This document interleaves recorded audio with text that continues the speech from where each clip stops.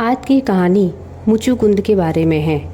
भागवत पुराण के अनुसार देवताओं को जब असुरों ने पराजित किया, तब देवराज इंद्र ने महान योद्धा और धार्मिक व्यक्ति कहे जाने वाले राजा मुचुकुंद की शरण ली। राजा मुचुकुंद ने देवताओं को शरण दी जब तक कि वे शिव के पुत्र कार्तिकेय को नेतृत्व में नहीं जुटा पाए।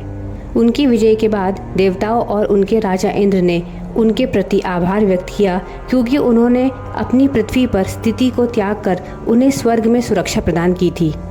तब मुचुकुंद ने वापस अपने राज्य में अपने परिवार के पास जाने की इच्छा प्रकट की। तब देवराज इंद्र ने उन्हें बताया कि यहाँ एक पूरा युग बीत चुका है, जिससे कि त्रेता युग अब द्वापर युग में बदल चुका है।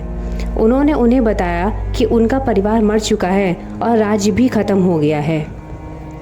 उन्होंने उन्हें उनकी सेवाओं के लिए किसी भी वरदान का प्रस्ताव दिया, मोक्ष को छोड़कर, क्योंकि यह उनकी सामर्थ्य के बाहर था। जब उन्होंने यह जाना तो उन्हें बहुत दुख हुआ कि उनका परिवार अब नहीं है। तो उन्होंने इंद्र से यह कहा कि सभी युद्धों के बाद वे थक गए हैं, तो देवताओं से अवायाज सोने का वरदान मांगा। शर्त यह थी कि जो भी इसका उल्लंघन करने का साहस करेगा वह तुरंत राख हो जाएगा।